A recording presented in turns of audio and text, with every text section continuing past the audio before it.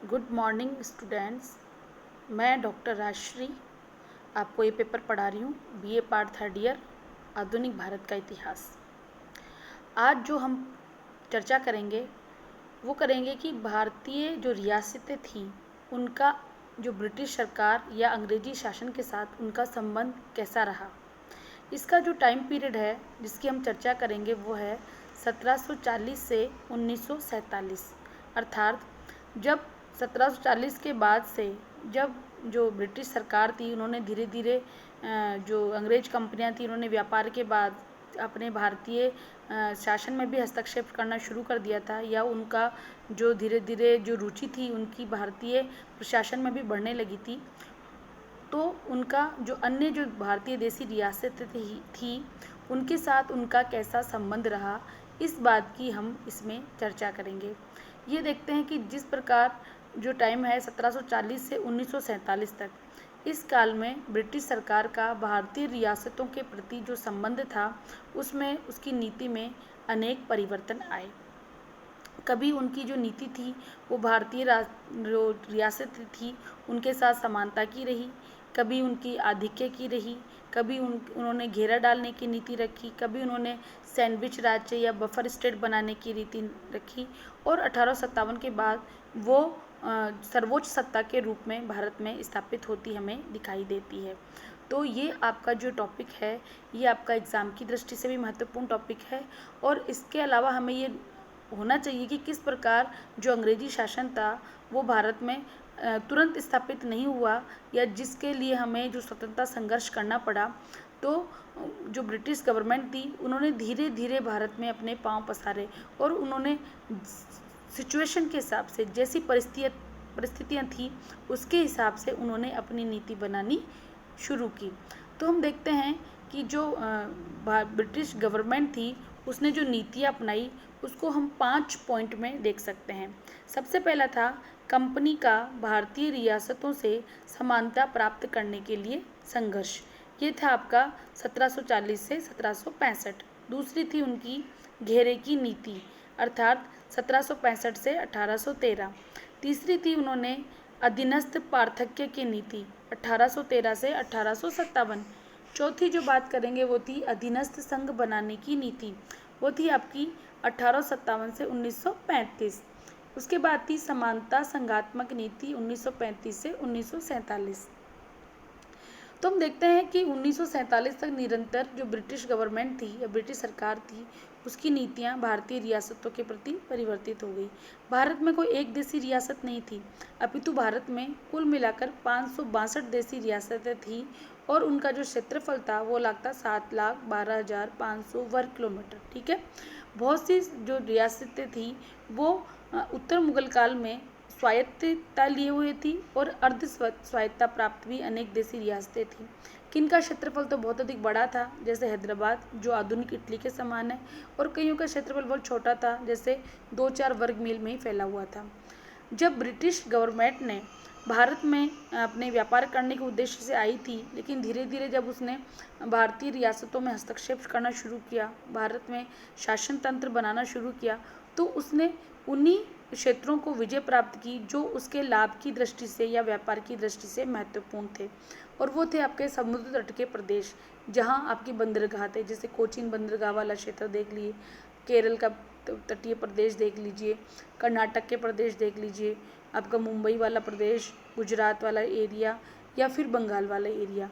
तो जो British government थी, जो सरकार थी, उसने केवल उन्हीं क्षेत्रों पर विजय प्राप्त की जो उनके व्यापारिक उनको लाभ पहुंचा सकते थे। जो आंतरिक रियासतें थी, जो देशी रियासतें थी, जो अंदर के भूभागों पे थी, जहाँ ज़्यादा व्यापारिक समुद्र से उनका लेना देना नहीं था, वो रियासतें आप देखते हैं स्वतंत्रता काल तक किसी न किसी स्थिति में बनी रही।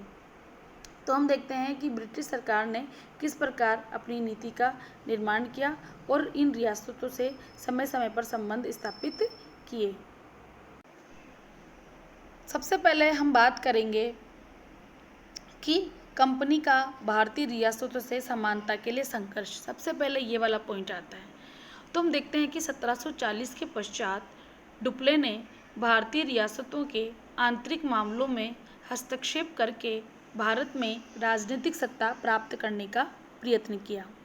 अंग्रेजों ने भी डुप्ले का अनुसरण किया और 1751 में अर्काट का घेरा डालकर अपनी राजनीतिक सत्ता को सिद्ध करने का प्रयत्न किया।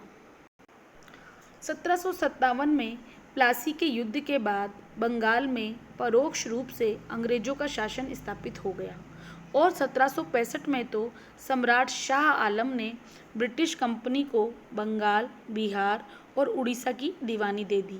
इस प्रकार अन्य भारतीय रियासतों की तरह अंग्रेज कंपनी भी अब भारत में बराबर का अस्तित्व रखती थी। ठीक है, तो देखते हैं कि 1740 से 1765 के बीच जो कंपनी थी वो क्या कर रही थी, वो भारतीय रियासतों से एक तरह से बराबर का स्थान चाहने में लगी हुई थी। उसके बाद जो अगली पॉलिसी आती है वो है घेरे की नीति या मध्य राज्य की नीति, the policy of ring fence या बफर स्टेट। इसका जो टाइम पीरियड था वो आपका आता है 1765 से 1813। जो वॉरेन हेस्टिंग्स था उसने मैसूर और मराठों के युद्ध के बाद भारतीय रियासतों के साथ जो बराबरी की जो भावना थी वो बदली उसने प्राप्त कर ली थी। इस समय जो कंपनी थी उसने अपने राज्य के चारों ओर मध्य राज्य बनाने का प्रयत्न किया। मध्य राज्य मतलब कि जहाँ कंपनी के राज्य स्थापित थे उसकी सीमा से जो लगे राज्य थे उसकी इन्होंने रक्षा करना चालू किया, क्योंकि उनका उद्देश्य केवल ये था कि अपने अगर राज्य की रक्षा करनी है तो हमें अपने पड़ोसी राज्यों की सीमाओं की रक्षा करनी होगी ताकि उनकी अपनी सीमाएं सुरक्षित रहे। ठीक है, इसीलिए कंपनी ने अवध की रक्षा व्यवस्था के कार्य को संभाला, क्योंकि अवध का नवाब उस व्यय का बोझ उठाए और इस प्रकार अवध की रक्षा हुई और बंगाल की रक्षा थी। क्योंकि अगर आप बंगाल की सीमाओं को सुरक्षित रखना चाहते हैं तो बंगाल से हटा हुआ अवध है, अवध को बनाए रखोगे तो दिल्ली की तरफ से आपको आक्रमण का खतरा नहीं होगा, क्योंकि उससे पहले कौन आ जाएगा, अवध आ जाएगा। इसी कारण उन्होंने ये नीति अपनाई। वेलेस्ली के आने के बाद जो कंपनी के जो संबंध थे भारतीय रियासतों के प्रति उसमें क्या हुआ, परिवर्तन आया। क्योंकि जो वेलेस्ली का उद्देश्य था वो क्या था, वो भारतीय रियासतों को अपनी रक्षार्थ कंपनी पर निर्भर करना चाहता था और इसीलिए उसने भारतीय रियासतों को अंग्रेजी राजनीतिक शक्ति के और सैनिक रक्षा के घेरे में लाने का प्रयत्न किया। और इसीलिए उसने क्या किया, उसने सहायक संधि शुरू की। हैदराबाद, मैसूर, अवध और अन्य छोटी छोटी रियासतें उसमें सम्मिलित की गई। फिर 1803 में मराठों को और 1805 में होलकर को हराकर उसने उन पर अंग्रेजी प्रभुसत्ता स्थापित कर ली। तो हम देखते हैं कि इस काल के अंदर कब 1765 से 1813 में उस जो अंग्रेज कंपनी थी उसने विभिन्न रियासतों को सहायक संधि के माध्यम से या उनकी सीमाओं की रक्षा करने के माध्यम से या उनकी विदेश नीति तय करने आदि के हिसाब से उन पर अपना नियंत्रण करना चालू कर दिया था, ताकि यदि उन पे उनकी रक्षा होगी, सीमाओं की रक्षा होगी तो उनको उनका खुद का राज्य भी सुरक्षित रहेगा। इस प्रकार उन्होंने अपने राज्य के चारों ओर एक रिंग बनाना मतलब एक घेरा बनाना शुरू किया कि उनके राज्य के आसपास वाले राज्य सुरक्षित रहे, या उसको अपन बफर स्टेट भी कह सकते हैं। आपके एग्ज़ाम में ये क्वेश्चन 2 नंबर का पूछा जाता है कि बफर स्टेट क्या होता है। अगला जो आता है वो है आपकी अधीनस्थ पार्थक्य की नीति, यह 1857 से 1857 तक चली। इसको हम the policy of subordinate isolation भी कह सकते हैं। लॉर्ड हेस्टिंग्स के युद्ध के ने कंपनी के और भारतीय रियासतों के संबंध में एक नया मोड़ दिया। अब जो है वो कंपनी में एक साम्राज्य बनाने की भावना जाग उठी, क्योंकि जो कंपनी थी वो धीरे धीरे उसके प्रति लालची हो रही थी। किसके प्रति? बहुत सारे राज्य लेने के प्रति। और अब उसमें सर्वश्रेष्ठता का सिद्धांत उसमें क्या होने लग गया, उसमें विकसित होने लग गया। अब जो संधियां देशी रियासतों से की जाती थी उनमें पारस्परिकता और मैत्री के स्थान पर अधीनस्थ सहयोग अर्थात सबऑर्डिनेट कॉरपोरेशन और कंपनी की सर्वश्रेष्ठता को स्वीकार करने की बात कही गई थी। लॉर्ड हेस्टिंग्स के पश्चात कंपनी का रियासतों के आंतरिक प्रशासन में प्रभाव बढ़ना आरंभ हो गया। आरंभ में ब्रिटिश रेजिडेंट जो था वो सिर्फ कंपनी के और देसी रियासतों के मध्य एक क्या कहते हैं उसको, संपर्क का काम करता था या दूत का काम करता था। लेकिन अब ये रेजिडेंट थे वो तानाशाह का रूप धारण करने लगे। निजी मामलों में वो हस्तक्षेप करते थे और राजा के विरुद्ध विद्रोही प्रजा का समर्थन देते थे। अर्थात वो अब उनके आंतरिक मामलों में क्या करने लगे, हस्तक्षेप करने लगे। वो अब दूत के स्थान पर क्या बन गए, नियंत्रण अधिकारी बन गए। 1833 का जो चार्टर एक्ट था उसके बाद तो कंपनी ने अपना स्वरूप बदल दिया। अब वो एक व्यापारिक कंपनी ना रहकर क्या बन गई, राजनीतिक कंपनी बन गई। अर्थात उसने अपना व्यापारिक एकाधिकार समाप्त कर दिया और उसका प्रमुख जो दायित्व रखा गया वो था राजनीतिक कार्य करना। रियासतों के प्रति नीति में भी एक महत्वपूर्ण परिवर्तन आया और वह था कि अब उन्हें रियासतों के उत्तराधिकार के प्रश्नों पर कंपनी को से पूर्व आज्ञा प्राप्त करनी पड़ती थी। अर्थात अगर कोई राज्य है जिसका राजा की मृत्यु हो जाती है और उसने अपना उत्तराधिकारी तय नहीं किया है, तो अगर उसका उत्तराधिकार तय करना है तो पहले किससे पूछना पड़ेगा, पहले ब्रिटिश गवर्नमेंट से पूछना पड़ेगा। अर्थात अब उसका दायित्व किस पर आ गया, ब्रिटिश गवर्नर पे आ गया। अब इस कारण कंपनी ने उनके मंत्रियों की नियुक्ति में भी अब क्या करने का शुरू कर दिया, हस्तक्षेप शुरू कर दिया। 1834 में कंपनी के डायरेक्टरों ने यह निश्चय किया कि जहां कहीं संभव हो सके हमें रियासतों का विलय करना चाहिए। अर्थात अब येन केन प्रकारेण क्या करना पड़ रहा था, सिर्फ रियासतों का विलय। अब 1841 में ये पुनः उल्लेख किया गया कि कंपनी को अपने राज्य का क्या करना चाहिए, विस्तार करना चाहिए। और इसीलिए भारत में अनेक विस्तारवादी नीति के गवर्नर जनरल भारत में आए।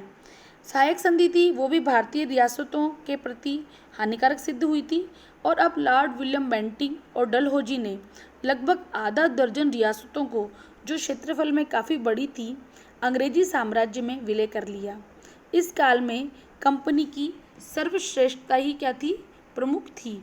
वह सर्वश्रेष्ठता जो कि अनुचित और अपरिभाषित थी और जिसका राजनीतिक परिस्थितियों के शक्तिशाली दबाव के कारण प्रचार प्रसार होता रहा। तो हम देखते हैं कि इस काल में जो आए, बेंटिंग आए हो, चाहे आप डलहौजी की बात करते हो, तो उन्होंने अलग अलग जैसे नीतियाँ बनाई, व्यवगत का सिद्धांत बनाया। उन्होंने सहायक संधि प्रणाली के बाद उन्होंने और तरीक़ों से उनको रियासतों को लेना शुरू किया। बेंटिंग ने 1831 में मैसूर, 1832 में कचार, 1834 में कुर्ग और 1835 में जैंतिया रियासत अपने अधीन कर ली। ऑकलैंड ने 1839 में करनूल और मांडवी, 1840 में कोलाबा और जालौन आदि रियासतें अपने अधीन की। और डलहौजी तो उन सबसे आगे था, उसने तो करीबन आधी दर्जन रियासतें, जिनमें अवध, सतारा और नागपुर जैसी बड़ी बड़ी और महत्वपूर्ण रियासतें थी, अंग्रेजी साम्राज्य में विलय कर ली गई। तो हम देखते हैं कि इस काल के अंदर जो ब्रिटिश गवर्नमेंट थी उसने जो किया वो था अधीनस्थ पार्थक्य, मतलब अपने अधीन रियासतों को उसने अपने अधीन कर लिया और उनको सबऑर्डिनेट बनाने की नीति चालू की। इसके साथ ही ये टॉपिक आपका इस पॉइंट में ख़त्म होता है। आगे की जो नीतियाँ थी वो अपने अगले वाले वीडियो में डिस्कस करेंगे। धन्यवाद।